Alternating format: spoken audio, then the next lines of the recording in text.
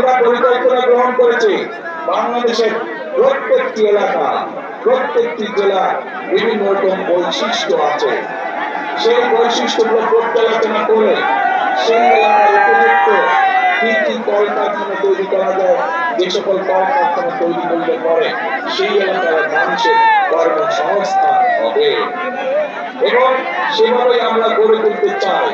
কৃষি এবং শিল্প দুটোকে আমরা গড়ে তুলতে চাই যাতে করে প্রত্যেকটি এলাকার মানুষের কর্মসংস্থানের সুযোগ হয়, যাতে করে সেই এলাকার মানুষ আত্মসম্মানের সঙ্গে বেঁচে থাকতে পারে। প্রিয় ভাই বোনেরা, আমাদের পরিকল্পনার যে অন্যতম আরেকটি অংশ আছে, সেটি হচ্ছে বাংলাদেশের সমগ্র জনসংখ্যার অর্ধেক হচ্ছে নারী।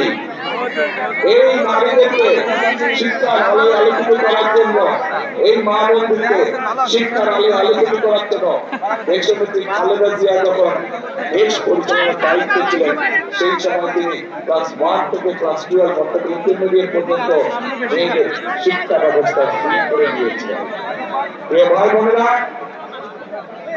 আমরা যদি দেশকে সামনের দিকে গড়ে তুলতে চাই, আমরা যদি দেশকে সামনের দিকে নিয়ে যেতে চাই, তাহলে এই অর্থের জনগোষ্ঠীকে আমরা পেছনে রেখে আমরা কোনোভাবেই সামনে এগোতে পারবো না।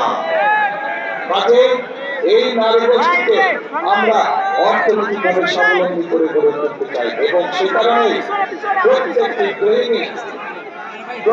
গৃহিণী কাছে আমরা প্রত্যেকটি মানুষ, প্রত্যেকটি গৃহিণীর কাছে আমরা ফ্যামিলি কার্ড নামে একটি কার্ড নিতে চাই, যার মাধ্যমে প্রতি মাসে তাদেরকে সরকারের পক্ষ থেকে একটি সহযোগিতা প্রদান করা হবে এবং আমরা বিশ্বাস করে এটি যদি আমরা বেশ কয়েক বছর চালু রাখতে পারি ইনশাআল্লাহ, তাহলে বাংলাদেশের গ্রামে গঞ্জে শহরে থেকে খাওয়া পরিবার যেগুলো আছে, সেই পরিবারগুলো ধীরে ধীরে অর্থনৈতিকভাবে স্বাবলম্বী হতে পারবে এবং স্বাবলম্বী করতে পারলেই পরিবারগুলোকে আমরা স্বাবলম্বী করতে পারলে দেশ ধীরে ধীরে সামনের দিকে এগিয়ে যেতে সক্ষম হবে।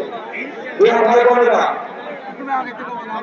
বোনেরা, আমরা দেশে এই যে এখানে উল্লেখ করে গেছেন, আমাদের কয়েকজন প্রার্থী উল্লেখ করে গেছেন যে মানুষের স্বাস্থ্য সেবা নিয়ে মানুষ অনেক কষ্টে আছে।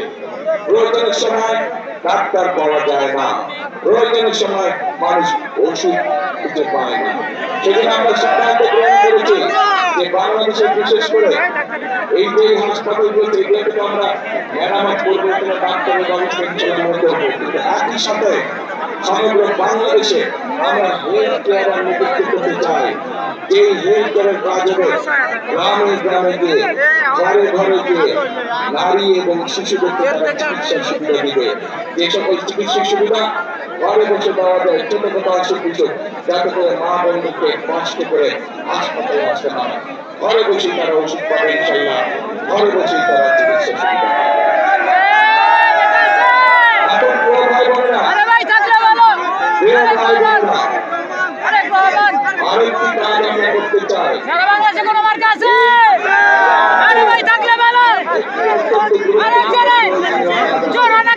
এই কাজটি করলে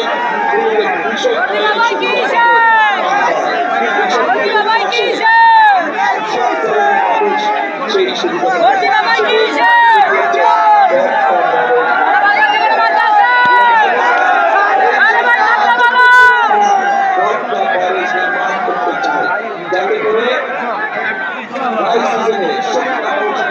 এই এলাকার মানুষের পানির কষ্ট না থাকে, চাষাবাসের কষ্ট না থাকে, সেই জন্য আমরা পদ্মাবাড়ি তুলে দিচ্ছি।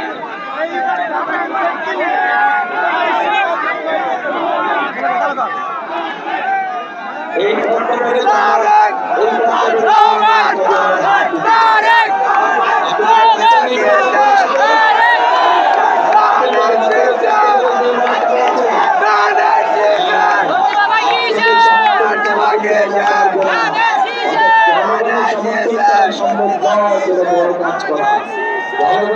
সমর্থন করবে ইনশাআল্লাহ, বিএনপি যে কোনো বড় কাজ করতে সক্ষম হবে।